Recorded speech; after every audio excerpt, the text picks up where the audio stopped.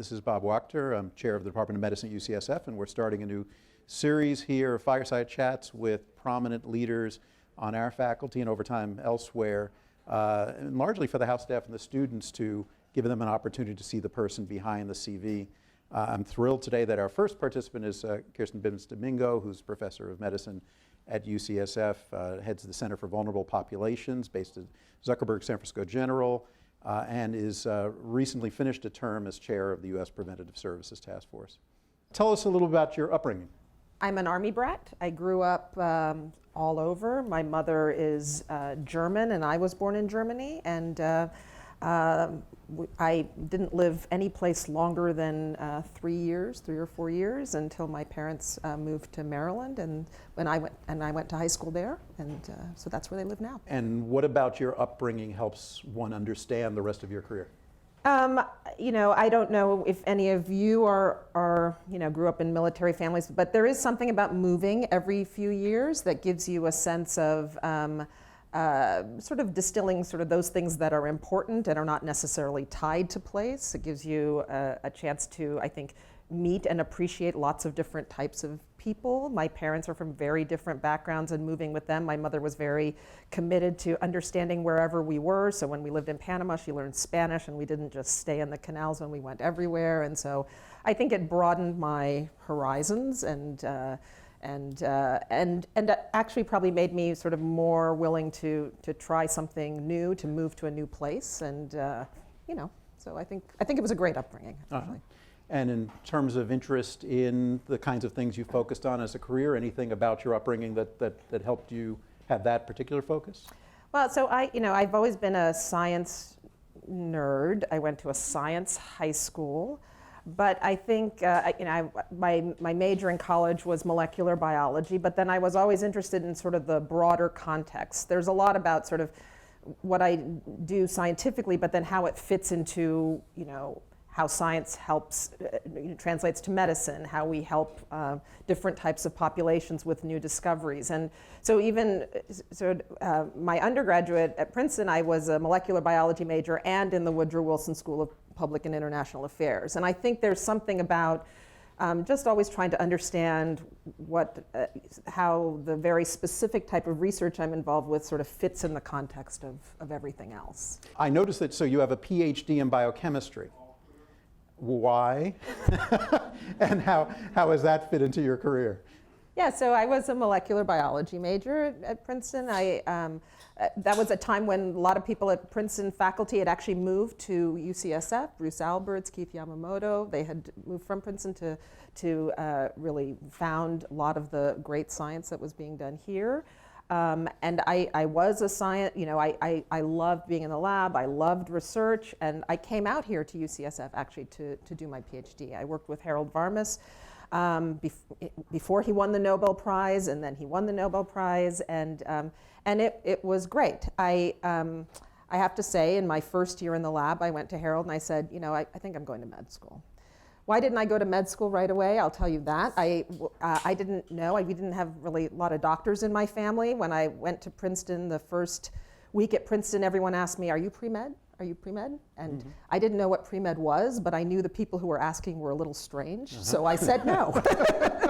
So that's why I didn't go to med school right away. So you came out to do a PhD? I came out to do a PhD. I thought you were an MD PhD, so you came out to do a PhD, finished it? I came out to do a PhD, and after the first year, I went to Harold, my advisor, and I said, I think I need to go to med school. I said, I love being in the lab, but I'm really interested in the application of what we're doing here. And he said, but you're really good in the lab, and you like being in the lab. And it was true, I did like being in the lab. And so he encouraged me to finish, and I did love being in the lab. And as he moved then to the NIH to be the head of the NIH, I told him I was going to apply to med school. So I actually applied at the end of my PhD. Interesting. People often feel like I've got to have this 5-year plan and stick with it and do these things that lead me to there. It sounds like your career has not been that exactly. Are you a 5-year plan kind of person? Yeah, I have to say, I think a lot of people who claim that they've done their life that way are sort of lying. I think a lot of people revise how their history goes up reverse engineer the 5-year plan, right? Exactly, and that's certainly not been true for me. I will say that, it did take me a while to obviously get my job, right? So I did my PhD, and then I did my MD. I took 5 years to do my MD because I actually I got married and had our son during my medical school, and then went to residency, and then I did my master's in epidemiology because I realized the type of research I wanted to do would be better. I'd be better suited to do this in a clinical translational population type of research, not basic research. That took me a while to sort of arrive at those.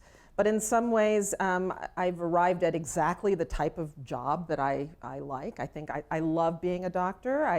I love seeing, but I also love being a researcher, and having both of those sets of tools and being able to apply them in that way is exactly right. And sometimes people say, well, maybe I could have guessed that from when I was at Princeton and doing molecular biology and public policy, but took me a while to get there. My mom was happy that I finally did get a job after all those years of school, but I don't know. I think I've always just done what seems like the right sets of things in order for me to ask the questions. Do you remember, was it one day where you said, the biomedical research path is not the path for me, I'm going to do a different path, or it was sort of a gradual evolution of the things that seem most interesting and important at the moment? Well, I think that, I do think, as you continue down this career, the wonderful thing when you start in medicine, start in science, there are lots of doors open, and it's not that the doors close. You realize that there are areas that you want you have the best opportunity to make a contribution in. And so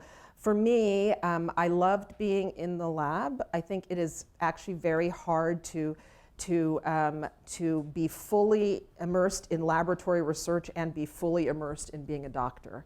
And for me, that compromise then was, well, I know I like to be able to ask and answer questions in the way one does when you are doing research. And so making the transition to more clinical population sciences made sense to me because it fit with me being a doctor. It fit with having a more applied approach. I will say I don't regret having the basic science training. There's a lot of rigor in the basic science training.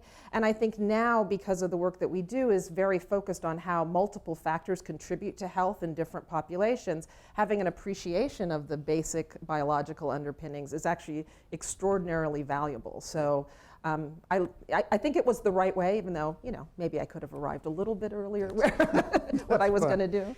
I want to talk about mentorship a little bit. Let's start with, you are the Lee Goldman Chair, Yes. or a distinguished professor, I think, of medicine. So Lee was an important mentor for me as well. He's our former chair of the department. Talk about Lee and his influence on you. He's now the Dean of Medicine at Columbia. Yeah, as you know, Lee is a phenomenal scientist and mentor. And I was lucky when I was a fellow. Lee was looking for people to work with him on his simulation model. He had been working on a simulation model of cardiovascular disease in the U.S. and I started working with him as a fellow. And it was really an extraordinary scientific opportunity for me. It was very different than the exact things I was working on as a fellow. I was interested in cardiovascular disease, interested in research, not quite interested in coronary disease, which is Lee's focus, but the opportunity to work with Lee was really extraordinary. And so I learned a lot about the science, and I learned just a lot about, as you know, Lee is a tremendous thinker of what the most important questions are, and I think the things I learned from him are some of those very intangible things. He used to say to me, you should not focus on just writing papers. You should focus on asking really important questions and questions that move the field forward. He was very protective of your reputation and your brand, and think about that in the way you write your papers and the way you choose your questions, the way you choose who you work with. And I think those types of things all have stuck with me. And then I also appreciate that actually the work I do is very different from what Lee does, and I appreciated that he mentored me, and still is an important mentor to me. And I think that all of those things together, I think, have really influenced how I think about my mentees, letting them do what they want to do, but also those core things about asking important questions, about protecting your brand as you are, engaging in these activities, I think are really, really important. That may seem a kind of odd concept for the house staff, that you have a brand. So first of all, tell me, I'd love to hear what your brand is, and just what does that concept mean in the context of a career in academic medicine? What is it shorthand for? Yeah, I mean, maybe that sounds a little bit too corporate. Maybe it sounds too much, like, I don't know, Harvard Business School or whatever. I think it is though about the reputation, and no matter your reputation, those things that people come to identify with your work. I think it applies to whether you're doing things clinically, whether you're doing things in a research sphere, educationally. It applies in all of those contexts. Over time, people come to know and understand what you do based on those things that, I don't know, maybe we would call them reputation or call them your brand.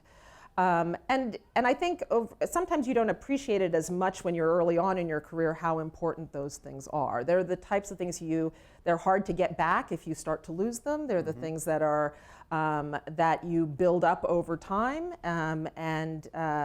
but they are really important. That we work a lot on a supposed meritocracy, but there's a lot that sort of precedes us. You came to UCSF because this is a wonderful institution that will be part of your brand, and how both the high quality of the institution, but also there are many things that are wonderful about the way we train here at UCSF that probably will also become part of the way you think about things and your brand. So I think all of those things, I learned because Lee said them explicitly, but also I know the way people react to me in the context of the research group I was in. I know the types of doors that have been opened because of that reputation that's preceded us, and I think those types of things are important. I think if they're constraining to you, if you think you can only do what others have done before you, that's a bad thing, and so I've never wanted to constrain me, but I think recognizing that your reputation over time in this field, those things are important. Yeah, I want to highlight that you're not just talking about, I am a researcher who does this kind of work. It's working with you is a terrific experience. She's a terrific mentor. She gets things done on time and delivers more than she promises. All those things are part of your brand, and you're establishing them and either promoting them or subverting them with essentially everything you do. Absolutely. I'll give you two examples sort of to make them more clear. So in the research that I do, we do simulation modeling. Simulation modeling is notoriously hard for others to actually understand all the specifics of. But we've had many years of doing simulation modeling, and we have a reputation, Lee's reputation, ours, that we've continued. I'm really fortunate to continue to work with Lee, that we have a reputation for asking important questions. We don't do a lot of work with industry. That's our choice because of the types of work that we do. And we have a reputation for sort of not taking, of approaching things in a pretty objective manner. If we find out that, turns out that guideline isn't that great, then that's how we're going to report it. And that is part of the reputation of doing high quality science, being objective, not taking a particular point of view. I think all of those things play in. I think when I was the chair of the task force, what the task force did over time is we realized that the task force sets guidelines for preventive services. We realized in 2009 when we issued our mammography recommendations, that's when people called us the death panel, and all sorts of were very critical. We realized that part of our problem was we were only speaking to primary care providers, and that the real audience for our recommendations was everybody. Mm-hmm. That women, that consumer groups, that hospitals, everybody was interested in what we were saying. And so we realized that we didn't suffer a problem with our brand, but we hadn't really communicated well to all of the people who were interested in what we were saying. And so we spent a lot of time the first few years I was on the task force talking with people, just talking about what we do, how we approach it.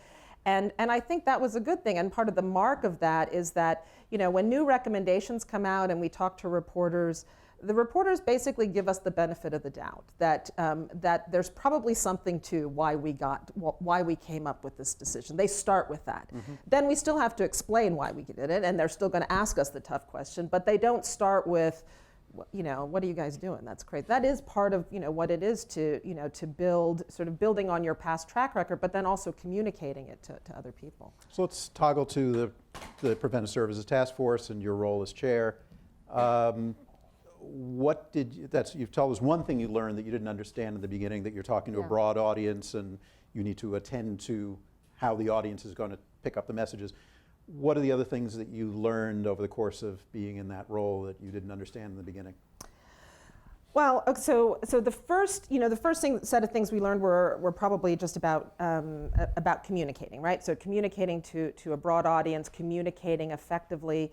Part of the reason we were labeled the death panel, was that we had issued a recommendation. That's not a brand that you were looking for, right? We weren't trying for that brand. Okay.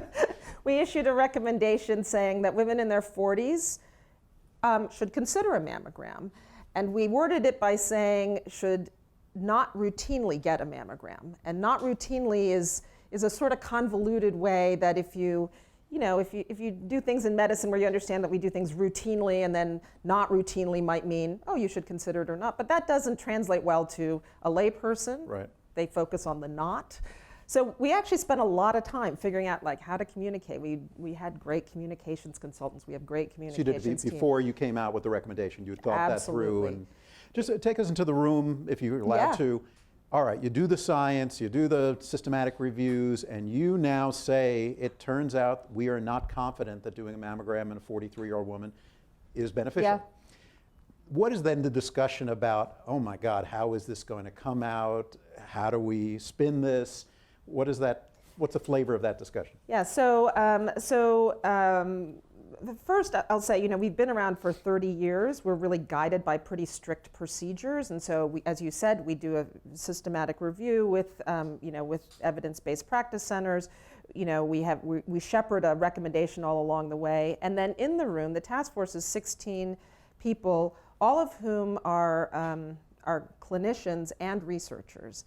And one of the things that I wish everyone could come in that room, because watching people who take care of patients and who understand the science struggle with a recommendation that we know has to be grounded in the science is really quite, it was really a phenomenal experience, because if you're a doctor, you understand what it means to have that conversation and to try to explain that to someone, and sort of all of the other sort of discussions and politics around these issues. So trying to be clear on the science in this context, I think, was one of our challenges.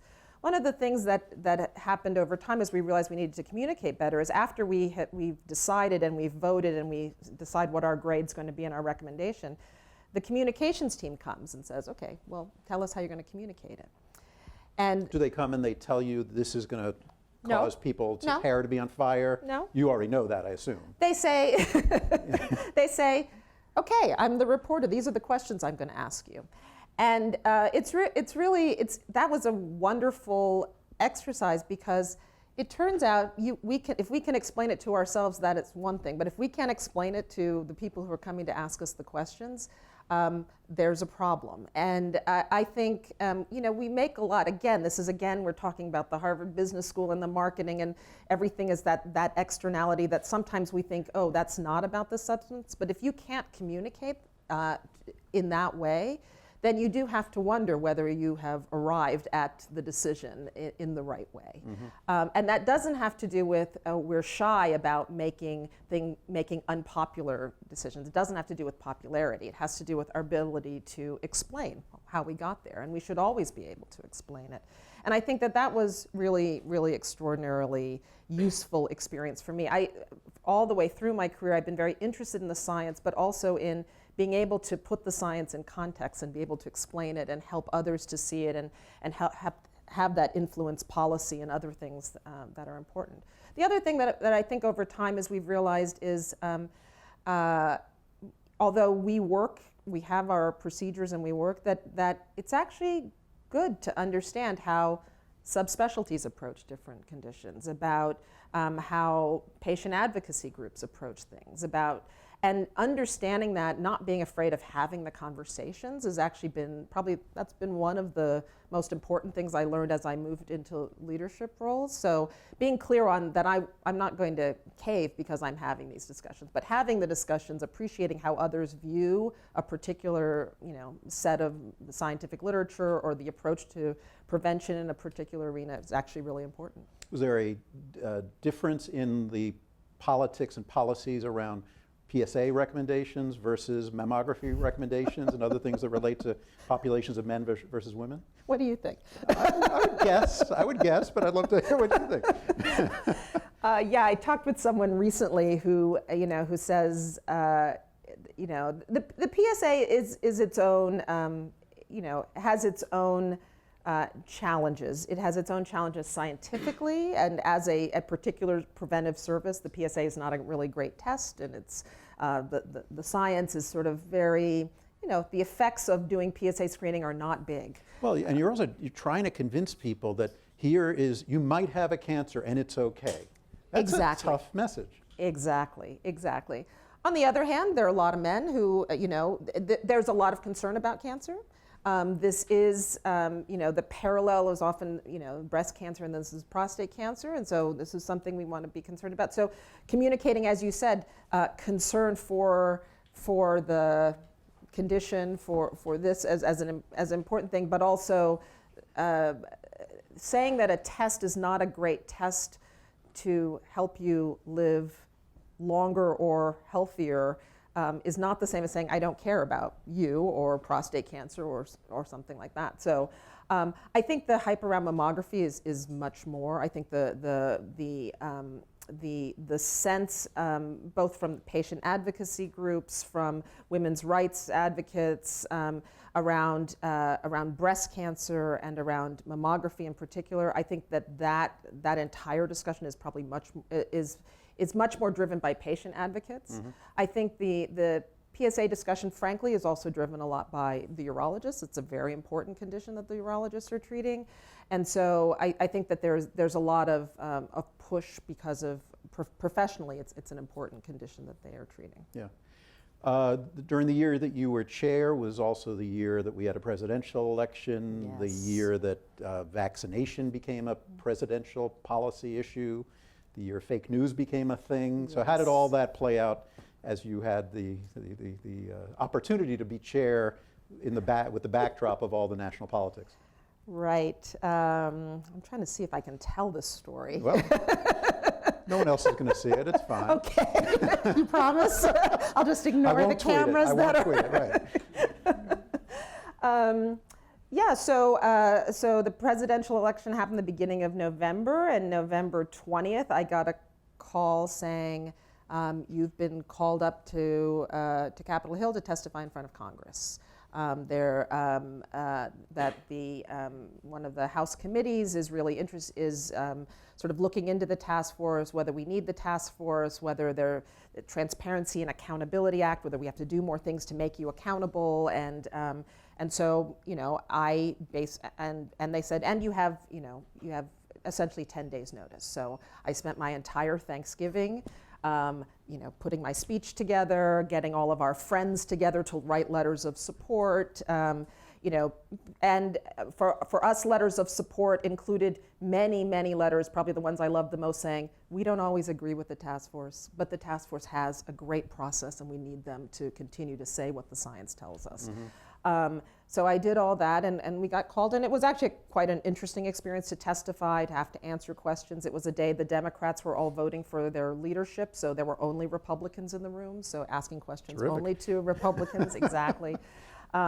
I learned later that, so it was a great experience for me, and actually, to be perfectly honest with you, as much as there is politics that you can pull your hair out, part of the process of having to explain what you do to people who are not inclined to just believe that what you do is important is actually good. And I think we made we convinced more people who had just heard about the rhetoric.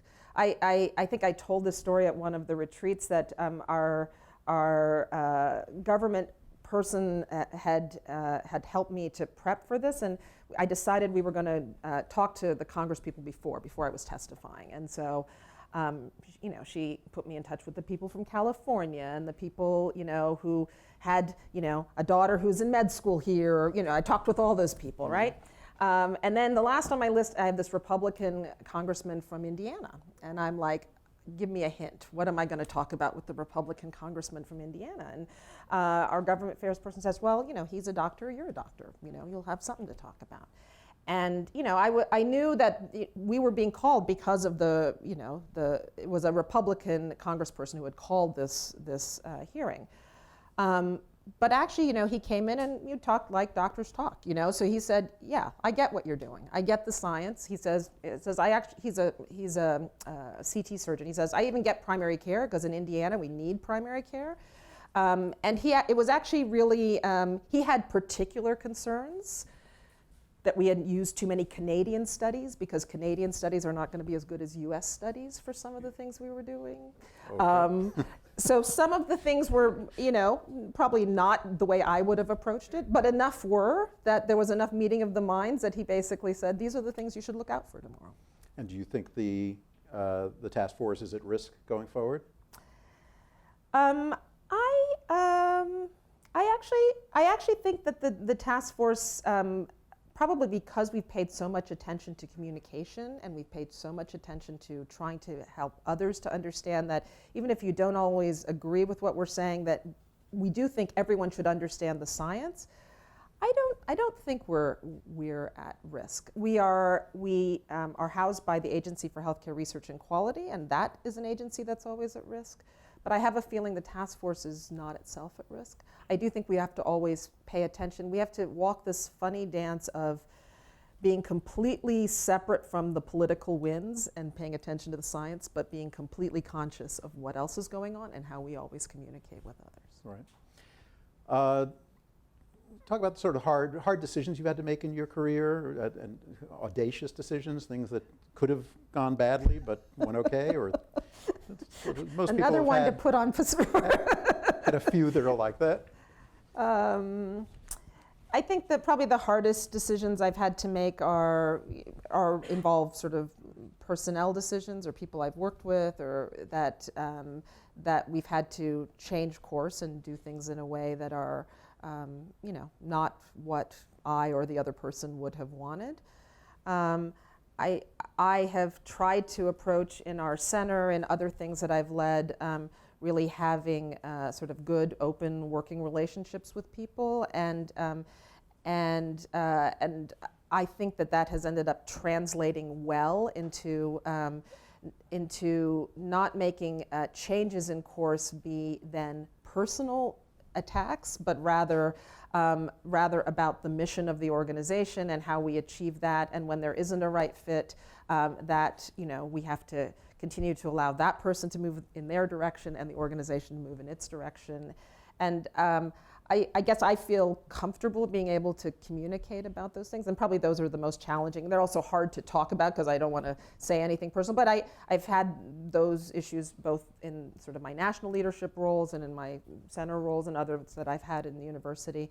And I think I probably, if you had asked me probably 10 years ago, I would have said I'd be really afraid of those types, and I've realized that I'm probably not that afraid of them because they're not personal. They are about communicating sort of what's important to the organization. What advice do you have for young people starting careers? Anything that you've already given a number of pearls, but anything in specifically that you think you didn't understand at their stage that you wish you'd known? So I guess I would say, this is a wonderful stage to be in your career, and you are going to look at all the wonderful things, options that you have available to you. I always like to remind people that you still only see the people who are in front of you, and so you should explore and ask many more. As wonderful as Bob is, not everyone wants to be Bob in the future, and you want to, so as you start to think of what you want to do to really to look a little bit more broadly and to talk with people about what they want to do. I think sometimes we think about that there's a hierarchy of things that we should be doing, whether that's I should be doing the specialty, I should be going into research, you know. Sometimes people say to me, I know I should do research, but I don't want to work that hard. I have to tell you, in my view, everyone I trained with, everyone I work with now works really hard. And I think you have to decide what you want to work really hard doing. And so for me, I love doing research. I would never give that up. That's a core thing of what I want to do. I want to be able, I love being in the clinic, and then I want to know, well, why, you know, I want to know more about what I saw in clinic, and I want to be able to ask questions in my mind. Those are pieces that I wouldn't give up. I like writing papers. I like writing grants. That doesn't mean that everyone needs to do that. And so I think the challenge for someone at this stage is to see all of the wonderful things that people do around them and then translate that into what is right for them. Ultimately, the choice, the wonderful things about medicine in particular is that all the doors are open to you after you finish. You have so many things open to you. But you shouldn't be guided by just, you know, the people you admire, what they do. That might not be the right thing for you to do. And there are different ways that one can make an impact, and because these careers are still, we work so many hours so long, you should do those things that are really fulfilling to you. When I tell people what type of questions you want to ask as a researcher, I usually tell people, you know, ask the questions about things that make you happy, or things that make you really mad, or things that, you know, are really personal, emotional to you as a resident. Because those are the things that sort of, they make you work all the long hours to figure out. And so, you know, that maybe sounds too emotional, but I think, you know, in the end, these are long hours. That's where the passion comes yeah, from. Yeah, exactly. Talk a little bit about work-life balance and whether you've achieved it and how you did. Is that a bad question? No. So work-life balance, you know, I think, the way I think about it is that the wonderful things about these careers are the ability to control many things about your life. And so I think for me, in the particular way I constructed my career, it was the flexibility more than anything else. I had my son during medical school. I worked, you know, throughout. I didn't take a lot of time off. I had family around who helped, which was great. But I also had a position once I took a job that was very flexible. It allowed me when I needed to be there when my son was finishing school. It allowed me to, and then, you know, I could work later at night and the things I want to do. I think everyone achieves the balance in the way that makes sense for them. I think the important thing is to recognize that the balance is important, but then not to prescribe how any one person should achieve the balance. For me, being able to be there with my son when he finished school was really important for certain stages in his career. So for me, I wouldn't, you know, nobody should say it was so terrible that I worked at night. That was exactly what I wanted to be doing. And I think we achieve balance over, you know, over the course of, you know, weeks, months, and years, sometimes not on a daily basis, because balance on a daily basis is hard. It sure is. Maybe my last question, and it's something I cleared with you beforehand, but I think is worth raising. Can you talk a little bit about the experience of being an African-American female in this world and the things that those of us who are not don't understand? Yeah, so I think all of our backgrounds are sort of wonderful to be able to bring to the practice of medicine, to the development of wonderful educational institutions like ours. I sort of believe inherently in the strength of having having a diverse set of a diverse faculty, of having diverse colleagues. And I think that those things are important. I think everyone who has either been a woman who's gone up through leadership, who is a minority in any way, realizes that the longer you go, the fewer there are, and that there is nothing about continuing to go up in these careers that protects you from those sexist, racist, other types of biased comments. There is nothing.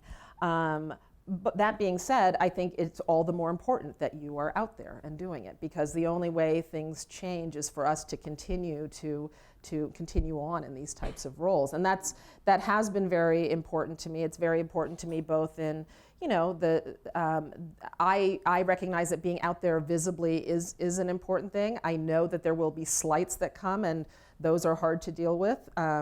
I have a great network of people I talk to, and I think having that is important.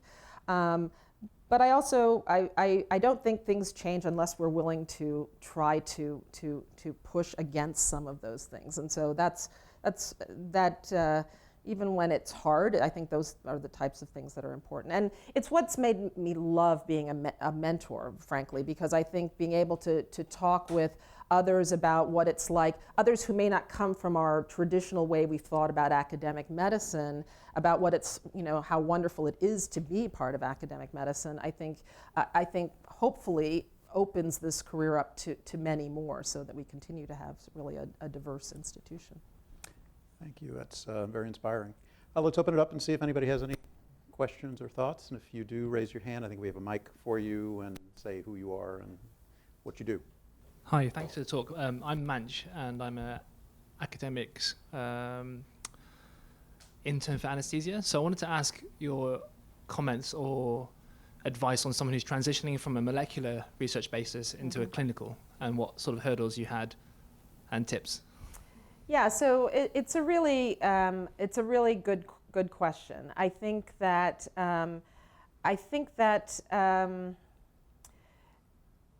again, I don't want to portray the choices that happened over life as doors closing, but I think I think over time you have to recognize the types of things where you have the ability to contribute uniquely, in a unique way, to something moving forward, right? And so and there's not unlimited hours in the day, right? You can't do everything, right? I think the challenge for those people who are trained in a molecular way to then become clinicians is that if you're going to practice as a clinician, that takes time. And so then the question is, how do you do something that is scientifically fulfilling, that is scientifically valuable with the rest of the hours that you have, right? And for me, it is not true for everybody. Everyone has to make this choice their own way, but I think that the choice is one that people have to make. They have to think about it. I think what you, as a clinician, what you have that is invaluable, that you have uniquely, is usually your access to patients, your access to a clinical environment. And the closer that meshes with your scientific interests, the easier it will be to work in both arenas, right? What does that mean? So some people, they are still in the lab, but they're thinking much more about the patient samples that they have access to because of the clinical arena that they work in, right? So they're doing maybe something that looks more early translational, right? Because that's where they're working. Some are realizing that they don't necessarily want to continue as the leaders of a research group. They want to be collaborators in a research group, right? So, and I think the challenge is not seeing those as you're failing in a particular arena. I think it's that, you still have a certain number of hours in a day. And the example I give from myself is, so all of my early work is in heart failure, right? I love doing, I'm very interested in heart failure. It's the area that I published in. I am not a cardiologist. I'm not going to be able to write certain types of papers in there. And I could learn a lot about it. I can learn every echo parameter I want to, and I could pretend to go do it, but that's not worth my spending the time doing. I'd rather collaborate with cardiologists, and so I write a lot of papers with cardiologists. I write a lot of papers with nephrologists, right? Because I'm still an internist. So what do I uniquely bring? I uniquely bring a perspective of prevention, what it means to have no disease and think about getting these diseases newly. Because I haven't spent a lot of time trying to figure out how to cath people, I know a lot about research methods. So when I collaborate with a cardiologist or a nephrologist who may not have that training, that's what I bring uniquely. But you have to think of what you can bring that is your sort of comparative advantage? That would be my advice to you, and is fulfilling to you, and then how you build your career. And not to frame that there's some hierarchy of this is the right thing to No. do. If you're really good or smart, No. you should do that. It's, Exactly. You can work it out where you are happy, you are making a contribution.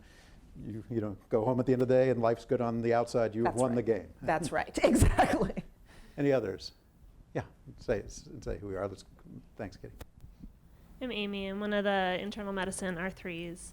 I'm just wondering if you can talk a little bit about how you made the transition from doing clinical work and research work to also doing some public policy work, and if you have any suggestions for those of us from clinical backgrounds potentially interested in doing the same.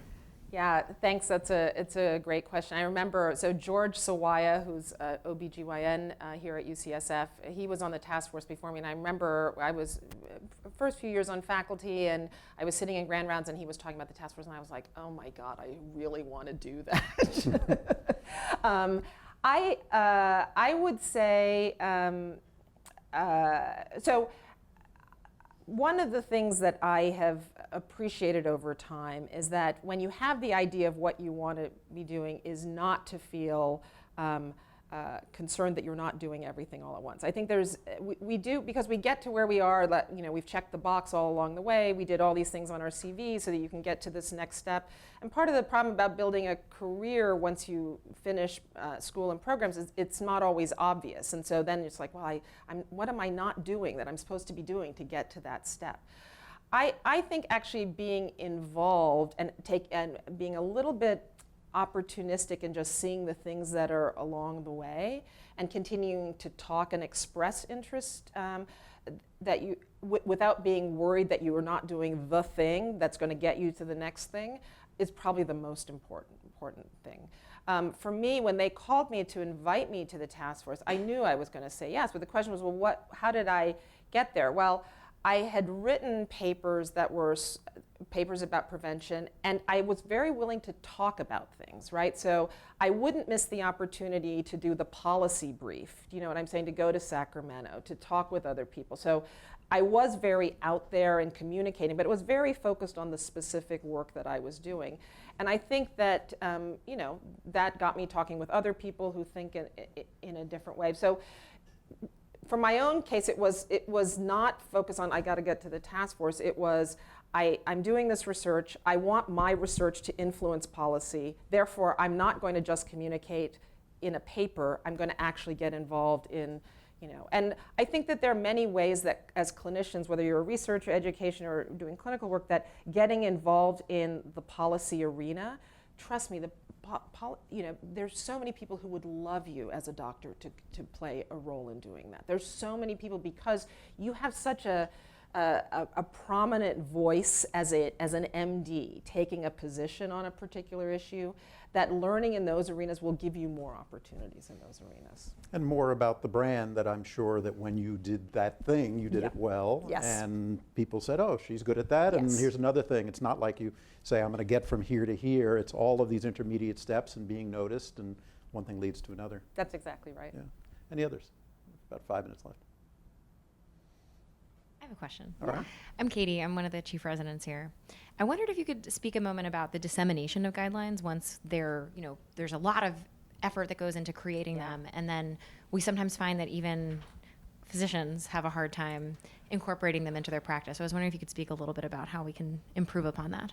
Yeah, it's such an important thing, and it's one of those things that, you know, we have this budget for the task force that, you know, is really deep on the evidence-based practice center, systematic reviews, what we're doing to get there, and then what we need to do is all this other stuff that has to do with dissemination. I think we've tried to take on the role by partnering with groups that know how to do things, that know how to develop, you know, aids that can go into the electronic health records, that know how to, you know, develop the apps or develop the decision rules, or who do work on focus groups so that we can communicate, figure out what aspects of these are best able, help us to communicate most effectively. We, as a task force, we haven't done that in a very systematic way. We've just mostly tried to partner with people. Some of the things that I'm optimistic about, though, are the fact that, and I don't know that we even anticipated this in working as a task force, but that because we took on much more of a communication roles, a lot of the groups that were thinking about electronic health records and guidelines in electronic health records liked the way we were communicating and thought about that this was a way we as a health system, we as a hospital, this is what we will adopt. And I think that is the way those types of things will happen, is that individual clinicians need to know, but mostly also systems and groups need to know. The other thing is, I think, so that's on the clinical side. I think that communicating with the patient advocacy groups is also a big part of it. One of the most interesting things that I learned actually talking with Andy Beinman was, for any given hospital, the mammography decisions have to do with how people think about the task force and how people think about the radiologist and the OBGYNs, and that's a lot of inter-clinician types of discussions about what we're going to do. But I think we have to, in my view, give people the tools to have those discussions, and that's been our approach mostly in how we try Maybe to this do will be the it. last one, but a follow up on that. Do you worry about a day where all of the guidelines essentially are hardwired from your brain on the task force into an electronic health record, and they are disseminated that way, and we've passed that messy stage of talking about it, getting buy-in, all that kind of stuff? Yeah, it's a super good point, because while I think that the putting things in the electronic health record helps, that is of course the big concern, right? And that's why I wouldn't want it just to be in electronic health records, but there is the conversation. Now, if you look now at UCSF, what is in our electronic health records is the radiologist guidelines for mammography, which is start at 40 every year, all the time, right?